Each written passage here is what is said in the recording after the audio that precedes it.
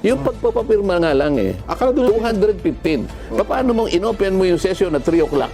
Ibig mo sabihin na papirma mo sila sa 1 oras? Kasi tatakbo pa yung pupunta ron. Ano, nag-chopper yung pumunta sa Senate? nagmamadali sila, nainihabol O di ibig sabihin, pumirma lang, hindi binasa. Kasi sinabi ko sa'yo, even assuming ng bawat isa, 30 minutes bago niya nabasa. Opo. Huwag na yung pagkakaintindi, yung basa lang. Yes. Nag-invest siya ng 30 minutes. Opo. 30 minutes, i-multiply mo ng 215. 5 araw yun. Oho. Kwentahin mo yung 30 minutes, bawat isa. Opo. So, i-multiply mo ngayon ng 215, ilang minuto yun, tapos divided by 60. 5 araw. 5 araw hapon. So, 5 araw lang bago yung pagbabasa at saka yung pagpirma, kailangan mo na 5 araw. Paano binuksan mo yung session at 3 o'clock? Nadala mo at 5 o'clock? Inihabol bago Yan ang hinahanap ng Korte Suprema. Sa patuloy na pag-uusad ng impeachment complaint laban kay Vice President Sara Duterte, ay naniniwala si Senator Rodante Marcoleta na dapat na kinonsulta daw muna ang mga mamamayang Pilipino bago tuluyang itinulak ang impeachment complaint laban sa Vice Presidente. Hindi na direktang pinatukuyan ni Marcoleta kung sino ang mga ito, pero malinaw anya na nagkanya-kanya lamang ang mga ito para maiproseso ang impeachment. Samantala, ipinaliwanag naman ni Senator Alan Peter Cayetano sa isang panayam ang mosyong inihain noong June 10 dahilan ng pagbabalik sa Senado ng Articles of Impeachment na inihain ng House of Representatives laban kay Vice President Sara Duterte. Ayon sa kanya, ito ay upang matukoy ang ginawang proseso ng House of Representatives ng 19th Congress sa unang 3 impeachment complaint laban sa Vice Presidente na inihain ng mga pribadong individual at iniendorso ng 6 na kongresista noong December 2024. Hindi ni-refer sa Office of the Speaker ang unang 3 impeachment complaints, subalit ang ika-4 na impeachment complaint na inaprubahan bilang Articles of Impeachment ng 212 kongresista ang iniendorso sa Senado. Paliwanag ni Secretary General Reginald Velasco na tumanggap sa inihaing impeachment complaints, walang nilabag na rules sa naging hakbang ng kanyang tanggapan kaugnay ng mga reklamong impeachment. Kaya't narito, panoorin pa natin ang buong video.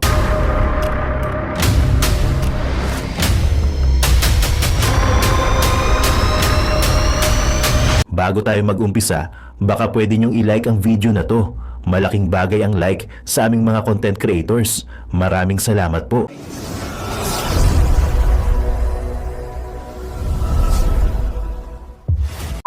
Piniro ko lang naman. Marami akong kaibigan naman sa house Opo, opo. Maraming tayo mga bibiro kayo. Sabi ko, bro, Opo. pumirma ka pala. Senator Judge ako Oo. Para naman ka ako magkaroon ka naman ng pagkakataon na ikaw ay matanong naman dun sa impeachment court. Kung sakasakaling magkakaroon. Opo, Aba, isasuggest ko isa ka sa mga witnesses. Ba't ako na naman nangyayari ko dyan, sir? Papatawag ko. Ikaw naman ka ako pumirma ka dun testingin lang naman kita kung ano Oo nga naman. Kasi nung una tayong nag-usap, sinabi mo, anong magagawa ko? Mababasa ko ba yan napakakapal niyan pagkakanya kinakailangan pumirma ka agad. Paano ko mababasa yan? Edi pagka pinatawag mo ako dyan, kasi siyempre, iibahin ko na yung sagot ko. Yung sasabihin ko, sasabihin ko, binasa ko. Opo, Hindi maintindihan. Di kung nabasa mo, di naintindihan mo. Yung susunod kong tanong ngayon. Opo. Malalaman ko ngayon kung talaga naintindihan mo. Huwag mo na nga akong isasama dyan, sabi na naman yan. Aba, hindi. Hindi pwede. Kailangan may sample naman. 215 kayo Oo nga po, naman lang 10%, kinakailangan tumayo dyan. Maano ko naman, matanong ko naman kayo, magkakaibigan, magkakakilala naman tayo Oo. Sabi niya, utang na loob, huwag mo naman akong, kahit na biro lang ako, kinakabahan. Alam mo yung pa lang doon pa lang sinasabi ko sa inyo, magkakaalaman tayo. Paano mong pananagutan? Oo. 30, kung ito ko nagkakamali, 32 pages yung petisyon. Ang pinag-uusapan natin, mga terminong pang-abogado to. Technical ito Yes po. Okay. Karamihan naman sa amin doon, hindi siguro wala, baka 10% na ang abogado doon sa House of Representatives. 33 pages na isang dokumentong panglegal na yung maaaring yung ibang terminong nabasa mo nun mo lang nabasa. Ibig mo ba sabihin, matatapos mo yun in 30 minutes? Mukhang imposible nga. Baka hindi. Hindi naman 30 minutes pagkapirma siguro. Wala pang tigto 2 minutes Yun ang gustong mangyari ng Korte Suprema dyan. Pati sa utos niya, opo. Kasi tinatanong niya Oo. binigyan niyo ba isa-isa yung mga miyembro na pumirma. Oho. At sila ba'y nagkaroon ng pagkakataon na mabasa yan ng isa-isa? Oho. Kasi nabasa ko nga kanya, hindi ko naman naintindihan. Di ba usapan pa yun? Iba pa yun, oo. O itong isa naman, nabasa ko. Naintindihan mo? Kanya ganun. Opo. O paano kung iba yung pagkakaintindi mo? Iba pala ang tama. Oo nga naman. Hindi ba nga ang abogado? Abogado na nga ito. Mag-aaway pa sila. Parehong abogado yun eh. Oo. Hindi mali ka dyan. Ito kaya. Lalo kang mali. Kanya ito yun. Kaya nga may korte eh. Nagdidibaw, Tapos magpapasya ngayon. Yan. Pati sa korte, nag-aaway-aaway nga eh. Oo. Akala mo ba ganun kadaling intindihin yan? Oho. Yan ang nakikita ko ngayon. Gusto malaman ng korte. Ngayon pa lang. Ayun. Yung verification ba talagang nangyari? Oho. Pagkatapos, yung one year rule, one year ban rule, natupad ba o hindi? Oho. Yan ang usapin dyan. Yun. Nako. Anong implication nito, Sen, doon sa mismong trial? Mukhang Ganun trial. yung ano, Yung impeachment trial, kung magkakaroon. Kung magkakaroon. para Ba, kasi huwag ka magtatanong ng hindi mangyayari. parang in respect to, halimbawa lang, in respect to Supreme Court, bakit hindi ka muna, kasi di ba?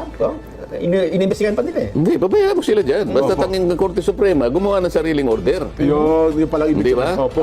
Oo. Yun ang gustong maliwanagan at malaman ng Korte Suprema, ano? Yung mga utos niya, yan. Kaya nga, yan ay magiging factor yan magkaroon na ng unang sesyon sa Senado. Oo. Pwedeng maging pagtalunan din ito. Kasi ang opening nyo, umaga ng ano. Pero ang umaga, usually, ano lang ho yan, di ba? Botohan ng sino speaker, chairmanship, etc. July 28 ang sinasabi mo. So na yun. Kinabukasan. Ayun, kinabukasan, doon na yung proper hearing talaga. Oo, kaya Di nga. ba? Yung Oo. first business of the days nyo. Kaya nga. Oo. Oo. Eh kung alam, may tumindig agad. Bilang siyempre, unang hearing ninyo, mga kasama, ano ho ba? Paano? Sino unang titindig? Halimbawa, ang tumindig si Senador Ruben Padilla. Oo. Mga kagalang-galang na kasama kong senador. Paano ba natin tatratuhin ang naisampang impeachment sa mataas na kapulungan ng Senado? Okay, kung may sumagot, anong impeachment kanya? Oo. Bakit tayo nag-uusap ng impeachment? Meron tayong wala pa naman tayo. 20th Congress. Baka sinasabi po, nakaraan. Ako, in 19. Ha? Hindi kasi ang... Tinatanong, sa halimbawa, sinabi niya, Your Honor, with all due respect, Opo, oo. ang tinatanong niyo po ba ay yung impeachment na pinagtalunan po ninyo noong 19th Congress? Opo, oo. Opo kanya. Oo. Ay, wag po natin pagtalunan ngayon, tapos na po yun eh. Di ko, halimbawa, ang maging punto niya, ang problema ho doon ay may naiwan ng utos ang Senado na dapat ay sagutin ng Kamara, so parang may nabinbin na hindi natapos eh. Dapat sagutin. Sinagot na po eh, di ba? Oo. Kaso po, nung sinagot, tapos na po yung Kongreso. Basta, di ba? Oo. Oo, di tapos na po. Kasi tingin naman ng ibang ata, di ba? Kasi meron parang, ano ba yung order ng Senado na dapat ay sagutin ng Kamara na ibinalik nila yung impeachment complaint. Oo nga, di hindi ba? nakalimutan mo na. Diniscuss na natin ito, di ba? Oho. June 11. Oh. Ayan, opo. Ano sabi ng Sinole, di ba? Ayan, opo, sinauli, binalik sa Kamara. Oh, return. Opo, nagtalo-talo pa nga sila kung tatanggapin talaga o hindi. At the same time, nag-issue ng summons. Opo. Oh, napagkamalampasuman, di ba? Summon sa tanggapan ng pangalawang Pangulo. Oh, sabi niya, Madam Vice President, you are hereby notified within 10 inextendable days Opo. to provide or submit an answer to the articles of impeachment. O June 11, o di hanggang June 21 siya. O, bibigyan siya ng 10 araw. Eh, para 10 sumagot. araw eh. Opo, oo. Nagkataon yung June 21, Sabado. Yan, opo. Yung June 22, Linggo. Linggo. Lunes, Pero 23. available na yung sagot niya, wala namang problema. Kaya lang, kung wala namang opisina, yun naman ang nakalagay naman sa tuntunin sa korte, Opo. ipapain mo yung first available working day. Yes. So, June 23. Ngayon, sa tuntunin din naman, bibigyan mo ng kopya yung kalaban mo. Opo. Sino bang kalaban niya? Di ba yung House of Representatives, yung mga Opo. prosecutors? Mga prosecutors, opo. Oo. Binigyan ng kopya yung prosecutors, ayaw naman tanggapin, hindi na malaman kung tatanggapin o hindi. Kaya nga nagtataka yung mga abogado ng Vice President. Bakit ayaw po niyong tanggapin? Paano po kami makakapag-submit sa impeachment court kung hindi niyo po tatanggapin? Sapagkat kailangan pong may paliwanag namin na naibigay na namin yung kopya ninyo, tatatakan nga po ninyo na receive. Opo. Ang una pong titingnan na pahina ng impeachment court, kung binigyan namin kayo ng kopya. Kung wala pong receive na nakatatak dito, hindi po nila tatanggapin Ayun. yung sagot. Oho. Yung sagot namin. Oho. So, nagtalo-talo sila. hanggang sa maintindihan, tama nga pala, kailangan i-receive. Tanggapin na natin, opo. Nung Tapos sa mga oras, nung pagkatanggap, meron silang 5 araw para sumagot naman. para mag-reply. Opo, reply naman pala sila. So kung 23 Opo. plus 5, 24, 25, 26, 27, 28. o 28. Yung 28 natapat Pag ng Sabado, Sabado. yung 29 linggo na naman. Opo. Oh, June 30, Lunes. Tapos na. June 30, Opo. yun ang katapusan Nung ng 19 nung Congress. 19 Congress. Hindi ba yung usapan natin? Yes po, June yes po. 30, the noon of Opo. June 30 is the date of the 19th Congress and the birth of the 20th Congress. Yes. Oh, yun ang kaya tapos eh. Ang O di problema. patay na, kaya nga nagmisa sila sa House of Representatives, hindi ba? Oo nga pala, Dala-dala nila, nagmisa sila. Oo nga pala. Oh, ang kulang lang doon yung corona eh. May corona ba yun? Wala nga po. Yung bulaklak na pampatay. Opo. Pagkatapos nga nung 30, ngayon, wala. Nagkaroon ng nakabibinging katahimikan hanggang ngayon eh. Oo, bakit Di po ba? ninyo, ba't po kayo nagtatanong, Your Honor? You are out of order, Your Honor. Tumayo si Nelson. Your Honor, with all due respect, I think you are out of order. Bakit? Tapos na po yung pinag-uusapan natin eh. Oho.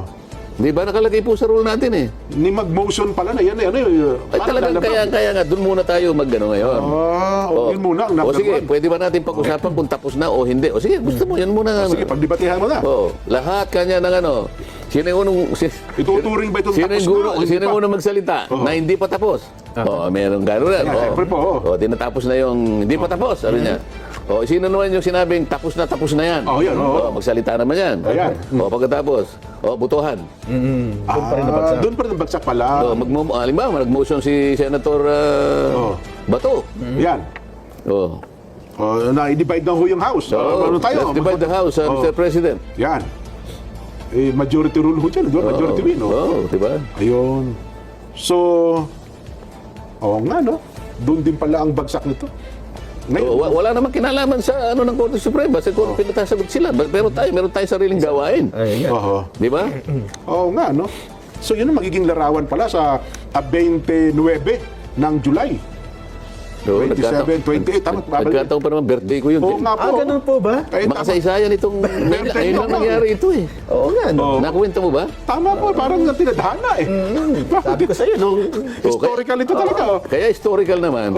Dahil wala na akong pananagutan sa inyo dito, nandun ako eh. Ayun! Mas marami kayong dapat Diba? pakainin doon. Hindi, kasi yung pagdating mo doon, pagtungtong ng biyernes doon, ganun pa rin ho yun. Na-delay lang ko ng konti yung pananagutan yung sa himpilan. Hindi lang, ano, Pero yung biyernes, Hindi lang forthwith yung celebration. Hindi, wala sa tuntunin niya. Yung pananagutan po yan, nausod lang yun eh. Pero, Sen, ang maganda rito ay parang mali, pagka nagdesisyon ng Supreme Court dito, malilinaw na yung patakaran, ano? Pero magtatagal din yan eh. 10 days lang naman, magsasubmit pa eh. Opo. Pag nakasubmit, i-analyze na. Isip-isipin mo, ang dami niyan. Oo, tama. Ang dami niyan. Titingnan isa-isa yung mga papel.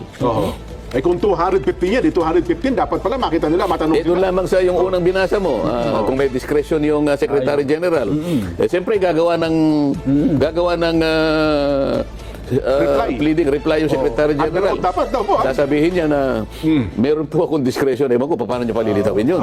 Sinabi niyang siyal eh. Pagka siyal, mandato yun eh. Hindi optional. Opo. Hindi ka pwedeng makapamili. Kaya sana sinabi niya, nakalagay sana, kung itatagalog natin yung rules,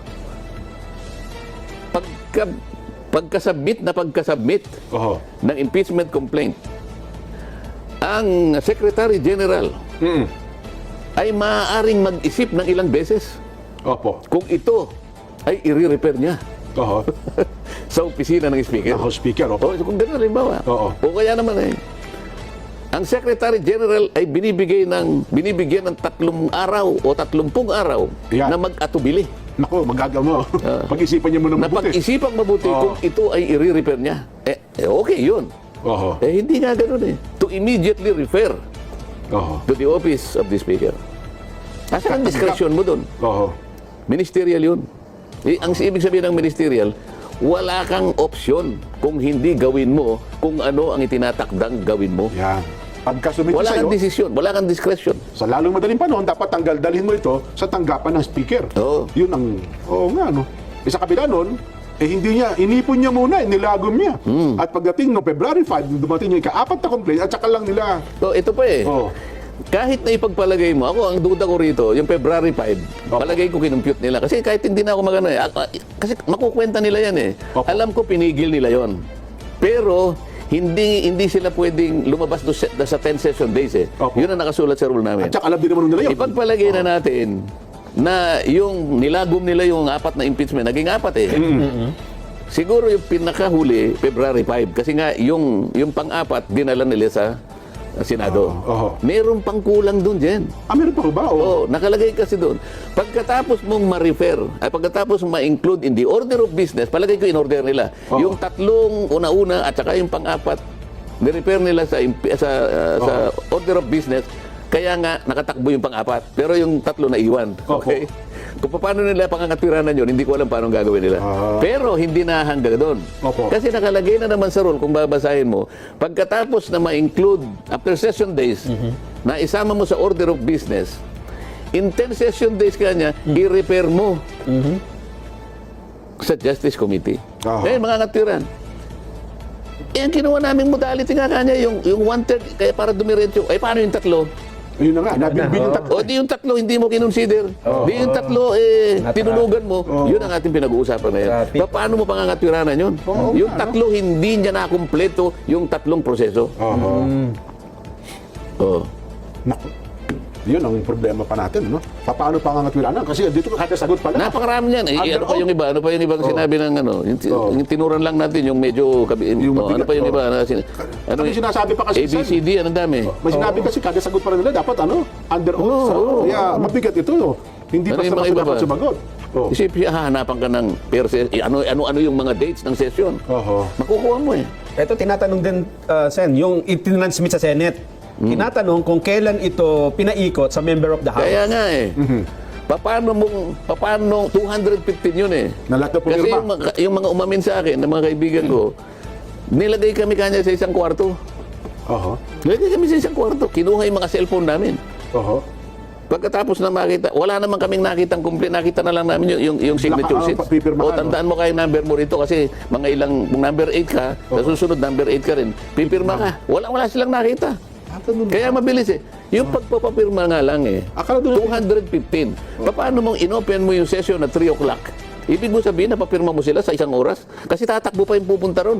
Nag-chopper yung pumunta sa Senate? Nagmamadali sila na inihabol eh. O di ibig sabihin, pumirma lang, hindi binasa. Kasi sinabi ko sa'yo, even assuming ng bawat isa, 30 minutes bago niya nabasa. Opo. Huwag na yung pagkakaintindi, yung basa lang. Yes. Nag-invest siya ng 30 minutes. Opo. 30 minutes, i-multiply mo ng 215. 5 araw yun. Kuntahin mo yung 30 minutes, bawat isa. Opo. So, i-multiply mo ngayon ng 215, ilang minuto yun, tapos divided by 60. 5 araw. 5 araw hapon.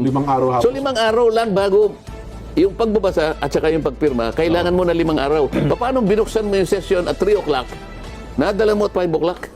Inihabol bago mo Yan ang hinahanap ng Korte Suprema. Sapagkat yan ay related dun sa verification.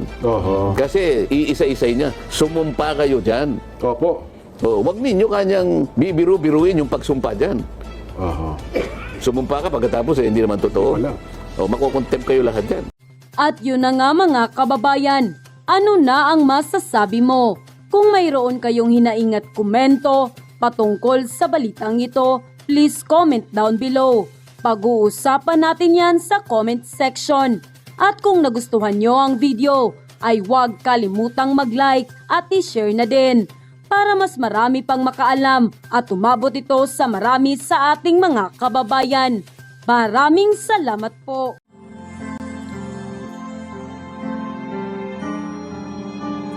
Melody ng song. Ang bayan ko'y pinagpala pagkat sa amin pinigay ang isang biyaya na mag-aahon sa hirap at dilim ng kahapon at sa bawat Pilipino'y magtatanggol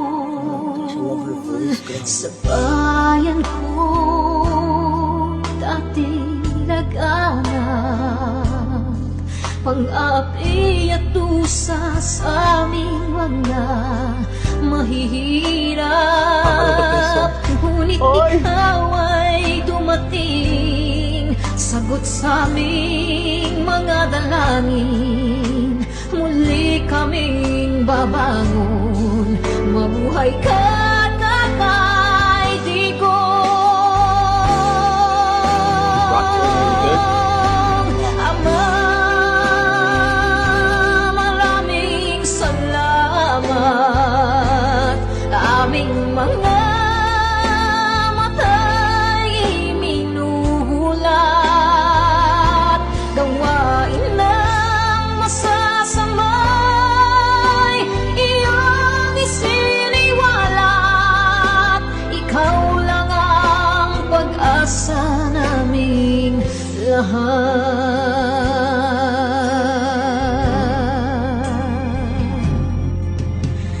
Very, Bayan ko, Pinamatan niya ako, umiiyak ako. Pilipinas, muling makikilala at itataas. Katahimik ay maghahari sa ating puso'y mamamayani. Mga ngiti sa labi, di mapapawi.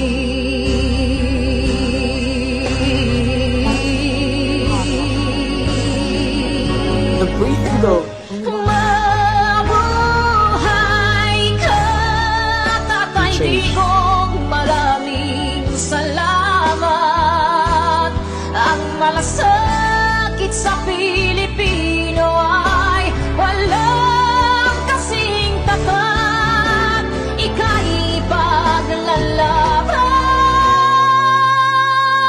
ng iyong mga anak. Tunay kang biyaya sa bansang Pilipinas.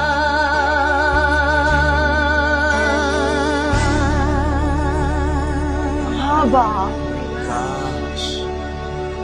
Irene, Mabuti pa ang sardinas, may label. Eh tayo, wala. Oo nga pala. Nay, ito na yung bayad ko sa'yo sa ano. O, kunin mo yung isa. Isa muna. Iyan, oh. Tapos, isa pa. Di ba? 4 dapat na sardinas, eh. O. O, yan. 3 na. Pang-4 na sardinas. O, okay na.